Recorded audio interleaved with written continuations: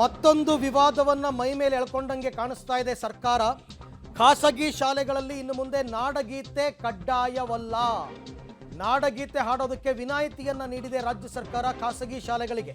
ಕೇವಲ ಸರ್ಕಾರಿ ಶಾಲೆ ಮತ್ತು ಅನುದಾನಿತ ಶಾಲೆಗಳಲ್ಲಿ ಮಾತ್ರ ಕಡ್ಡಾಯ. ಜಯ ಭಾರತ ಜನನೀಯ ತನುಜಾತೆ, ಜಯ ಹೇ ಕರ್ನಾಟಕ ಮಾತೆ, ಇದು ಎಲ್ಲ ಶಾಲೆಗಳಲ್ಲೂ ಕೂಡ ಕಡ್ಡಾಯ ಇತ್ತು ಇಷ್ಟು ದಿನ. ಅದು ಪ್ರೈವೇಟ್ ಸ್ಕೂಲ್ ಆಗಿರ್ಬೋದು, ಏಡೆಡ್ ಸ್ಕೂಲ್ ಆಗಿರ್ಬೋದು, ಗೌರ್ನಮೆಂಟ್ ಸ್ಕೂಲ್ ಆಗಿರ್ಬೋದು.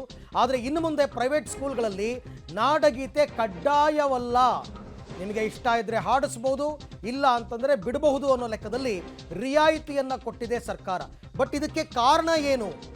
ಖಾಸಗಿ ಶಾಲೆಯವರೇನಾದರೂ ಬೇಡಿಕೆ ಇಟ್ಟಿದ್ರಾ? ಖಾಸಗಿ ಶಾಲೆಗಳಿಗೆ ನಾಡಗೀತೆಯಿಂದ ನಮಗೆ ರಿಯಾಯಿತಿ ವಿನಾಯಿತಿ ಕೊಡಿ ಅಂತಂದ್ಬಿಟ್ಟು ಗೊತ್ತಿಲ್ಲ. ಬಟ್ ಇನ್ನು ಮುಂದೆ ಖಾಸಗಿ ಶಾಲೆಗಳಿಗೆ ನಾಡಗೀತೆ ಹಾಡೋದಕ್ಕೆ ಸರ್ಕಾರ ವಿನಾಯಿತಿಯನ್ನು ಕೊಟ್ಟಿದೆ. ಹಾಗೆ ನೋಡೋಕೆ ಹೋದರೆ ಖಾಸಗಿ ಶಾಲೆಗಳಲ್ಲಿ ನಾಡಗೀತೆಯನ್ನು ಹಾಡ್ತಾ ಇದ್ದಿದ್ದು ಅಷ್ಟರಲ್ಲೇ ಇದೆ. ಸರ್ಕಾರ ಏನು ಹೋಗಿ ಯಾರನ್ನೂ ಚೆಕ್ ಮಾಡಿಲ್ಲ, ಶಿಕ್ಷಣ ಇಲಾಖೆಯವರು. ಆದರೆ ಇನ್ನು ಮುಂದೆ ಸರ್ಕಾರವೇ ಆದೇಶ ಕೊಟ್ಟಿರೋದ್ರಿಂದ ಖಾಸಗಿ ಶಾಲೆಯವರು ಅದನ್ನು ಹಾಡಿಸೋಲ್ಲ, ನಾಡಗೀತೆಯನ್ನು ಬಿಟ್ಟುಬಿಡ್ತಾರೆ. ಶಾಲೆ ಪ್ರಾರಂಭ ಆಗೋದಕ್ಕೂ ಮೊದಲು ನಾಡಗೀತೆ, ರಾಷ್ಟ್ರಗೀತೆ, ಇದರ ಮಹತ್ವ ಇದೆಲ್ಲವೂ ಮಕ್ಕಳಲ್ಲಿ ಬರಬೇಕು ಚಿಕ್ಕ ವಯಸ್ಸಿನಿಂದ ಅನ್ನೋ ಕಾರಣಕ್ಕೋಸ್ಕರನೇ ನಮ್ಮ ನಾಡಗೀತೆ, ರಾಷ್ಟ್ರಗೀತೆ ಇದನ್ನು ಕಂಪಲ್ಸರಿ ಹಾಡ್ತಾ ಇದ್ವಿ. ಬಟ್ ರಾಜ್ಯ ಸರ್ಕಾರ ಈಗ ಕಡ್ಡಾಯ ಅಲ್ಲ ಅಂತ ಹೇಳಿದೆ. ಯಾಕೆ ಇದು ದಿನಕ್ಕೊಂದು ಇಶ್ಯೂ ಆಗ್ತಾ ಇದೆಯಲ್ಲ, ಏನು ಕಾರಣ ಅಂತ ಗೊತ್ತಾಗ್ತಾ ಇಲ್ಲ. ಜ್ಞಾನ ದೇಗುಲವಿದು ಕೈ ಮುಗಿದು ಒಳಗೆ ಬಾ ಅನ್ನೋದನ್ನು ಧೈರ್ಯವಾಗಿ ಪ್ರಶ್ನಿಸು ಅಂತ ಹೇಳ್ಬಿಟ್ಟು ಒಂದು ವಿವಾದ ಮಾಡ್ಕೊಂಡಿದ್ರು. ವಸತಿ ಶಾಲೆಗಳಲ್ಲಿ ಹಬ್ಬಗಳನ್ನು ಆಚರಿಸಬೇಡಿ ಅಂತ ಹೇಳ್ಬಿಟ್ಟು ಒಂದು ವಿವಾದವನ್ನು ಮಾಡ್ಕೊಂಡಿದ್ರು, ವಾಪಸ್ ತಗೊಂಡ್ರು. ಸರ್ಕಾರ ಒಂದೊಂದೇ ವಿಚಾರವನ್ನು ಈ ರೀತಿ ರಿಲೀಸ್ ಮಾಡ್ತಾ ಇರೋದು ಇದೇನು ಇಶ್ಯೂ ಆಗಬೇಕು ಅಂತನಾ, ಅಥವಾ ಇದೆಲ್ಲ ಸರ್ಕಾರದ ಮನಸ್ಥಿತಿನ, ಸರ್ಕಾರದ ಅಜೆಂಡಾನ?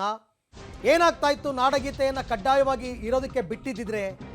ಇದಕ್ಕೆ ಯಾರೂ ಉತ್ತರ ಕೊಡೋರಿಲ್ಲ. ನೋಡಿ, ಇನ್ನು ಮುಂದಕ್ಕೆ ಶುರು ಆಗುತ್ತೆ ರಿಯಾಕ್ಷನ್ನು. ಒಬ್ಬೊಬ್ಬರನ್ನೊಂದು ಹೇಳೋದಕ್ಕೆ ಶುರು ಮಾಡ್ತಾರೆ, ಒಬ್ಬೊಬ್ಬ ಮಂತ್ರಿಗಳು ಅನ್ನೊಂದು ರಿಯಾಕ್ಷನ್ ಕೊಡೋದಕ್ಕೆ ಶುರು ಮಾಡ್ತಾರೆ. ಸೇಮ್ ಸಮಾಜ ಕಲ್ಯಾಣ ಇಲಾಖೆಯ ವಸತಿ ಶಾಲೆಗಳ ವಿಚಾರದಲ್ಲಿ ಹೆಂಗಾಯಿತು ಹಾಗೆ ಆಗುತ್ತೆ. ಸಮರ್ಪಕವಾದಂತಹ ಉತ್ತರವನ್ನು ಯಾರೂ ಕೊಡಲ್ಲ, ಆದೇಶ ಮಾತ್ರ ಮಾಡಿಬಿಡ್ತಾರೆ. ನಾಡಗೀತೆ ಕಡ್ಡಾಯ ಅಲ್ಲ ಬೇಕಾದರೆ ಅಂತ. ಇವತ್ತೊಂದು ದಿನ ಖಾಸಗಿ ಶಾಲೆಗೆ ತೆಗೆದಿದ್ದೀರಾ, ಮುಂದೊಂದು ದಿನ ಅನುದಾನಿತ ಶಾಲೆಗಳಿಗೂ ಕಡ್ಡಾಯ ಅಲ್ಲ ಅಂತೀರಾ, ಆಮೇಲೆ ಸರ್ಕಾರಿ ಶಾಲೆಗಳಿಗೂ ಕಡ್ಡಾಯ ಅಲ್ಲ ಅಂತೀರಾ. ಯಾಕೆ? ಸರ್ಕಾರಗಳು ಬಂದಾಗ ನಿಮ್ಮ ಪ್ರತಿಷ್ಠೆಗೋಸ್ಕರ ಯಾಕೆ ಈ ರೀತಿ ಎಲ್ಲವೂ ಸುಗಮವಾಗಿ ನಡೀತಾ ಇರೋದಕ್ಕೆ ಯಾತಕ್ಕೆ ಎಲ್ಲದಕ್ಕೂ ಬ್ರೇಕ್ ಹಾಕ್ತೀರಾ? ಎಲ್ಲವೂ ಕೂಡ ಸುಲಲಿತವಾಗಿ ನಡ್ಕೊಂಡು ಹೋಗಬಾರ್ದು ಅಂತನಾ? ಹಾಗೆ ನೋಡೋಕೆ ಹೋದರೆ ನಾಡಗೀತೆಯನ್ನು BJP ಏನು ಕಡ್ಡಾಯ ಮಾಡಿರಲಿಲ್ವಲ್ಲ, ಮೊದಲಿಂದನೂ ಇತ್ತು. ಈ ಬಗ್ಗೆ ಮತ್ತಷ್ಟು ಮಾಹಿತಿ ನನ್ನ ಕೊಲೀಗ್ ಶ್ರೀನಿವಾಸ್ ಅವರಿಂದ ಪಡೆಯೋಣ. ಶ್ರೀನಿವಾಸ್, ಸರ್ಕಾರದ ಈ ನಿರ್ಧಾರ ಯಾಕೆ, ಯಾರು ಕೇಳ್ಕೊಂಡಿದ್ರು ನಾಡಗೀತೆ ತೆಗಿರಿ ಅಂತ? ಅರವಿಂದ್, ಸರ್ಕಾರ ಯಾಕೆ ಈ ನಿರ್ಧಾರ ಮಾಡಿದೆ ಅನ್ನುವಂಥದ್ದು ಎಲ್ಲೂ ಕೂಡ ಮಾಹಿತಿಗಳು ಬಂದಿಲ್ಲ. ಆದ್ರೆ ಕನ್ನಡ ಮತ್ತು ಸಂಸ್ಕೃತಿ ಇಲಾಖೆ 16ನೇ ತಾರೀಕು ಈ ಒಂದು ಆದೇಶವನ್ನು ಹೊರಡಿಸಿದೆ. ಆದೇಶದಲ್ಲಿ ಎಲ್ಲಾ ಶಾಲೆಗಳು ಅಂತ ಮೊದಲು ಇತ್ತು, ಅಂದ್ರೆ ಖಾಸಗಿ, ಸರ್ಕಾರಿ, ಅನುದಾನಿತ ಎಲ್ಲಾ ಶಾಲೆಗಳಿಗೂ ಆದೇಶ ಇತ್ತು. ಆದ್ರೆ ಈಗ ಬದಲಾದ ಆದೇಶದಲ್ಲಿ ಕೇವಲ ಸರ್ಕಾರಿ ಮತ್ತೆ ಸರ್ಕಾರದಿಂದ ಅನುದಾನ ಪಡಿಸಿರುವಂತಹ ಶಾಲೆಗಳಲ್ಲಿ ಮಾತ್ರ ನಾಡಗೀತೆಯನ್ನು ಹಾಡಬೇಕು ಅನ್ನುವಂತ ಉಲ್ಲೇಖವನ್ನ ಮಾಡಿದ್ದಾರೆ. ಹೀಗಾಗಿ ಖಾಸಗಿ ಶಾಲೆಗಳಲ್ಲಿ ಇನ್ ಮುಂದೆ ಕಡ್ಡಾಯವಾಗಿ ನಾಡಗೀತೆ ಆಡಬಾರದು ಅನ್ನುವಂತಹ ನಿಯಮವನ್ನ ಜಾರಿಗೆ ತಂದಿರುವಂತದ್ದು.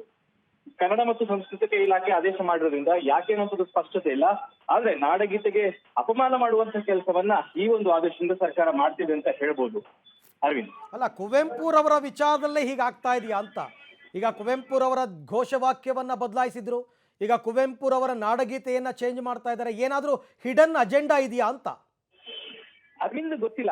ಇದನ್ನ ಅಡಂಡ ಇಟ್ಕೊಂಡು ಮಾಡ್ತಿದ್ದಾರೋ ಅಥವಾ ಯಾವ್ದಕ್ಕಾಗಿ ಈ ರೀತಿಯಾಗಿ ಮಾಡ್ತಿದ್ದಾರೆ ಅನ್ನೋದು ಗೊತ್ತಿಲ್ಲ. ಆದ್ರೆ ಸ್ಪಷ್ಟವಾಗಿ ಆದೇಶದಲ್ಲಿ ಉಲ್ಲೇಖ ಆಗಿದೆ. ಯಾಕಂದ್ರೆ ಹಿಂದಿನ ಆದೇಶದಲ್ಲೆಲ್ಲ ಕೂಡ ಸರ್ಕಾರಿ ಎಲ್ಲಾ ಶಾಲೆಗಳು, ಅಂದ್ರೆ ಆದೇಶದಲ್ಲಿ ಎಲ್ಲಾ ಶಾಲೆಗಳು ಅಂತಂದ್ರೆ ಅದು ಖಾಸಗಿ, ಅನುದಾನ, ಸರ್ಕಾರ ಎಲ್ಲಾ ಶಾಲೆಗಳಿಗೂ ಅನ್ವಯ ಆಗ್ತಿತ್ತು.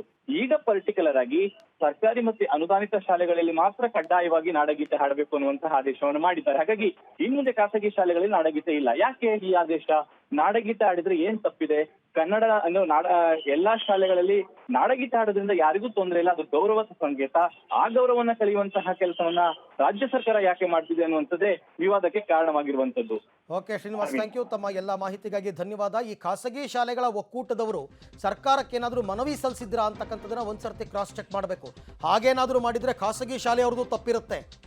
ಯಾರಿಗೆ ಏನು ಕಷ್ಟ ಆಗಿತ್ತು ಅಂತ ನಂಗೆ ಇನ್ನೂ ಅರ್ಥ ಆಗ್ತಾ ಇಲ್ಲ ನಾಡಗೀತೆ ಹಾಡೋದ್ರಿಂದ.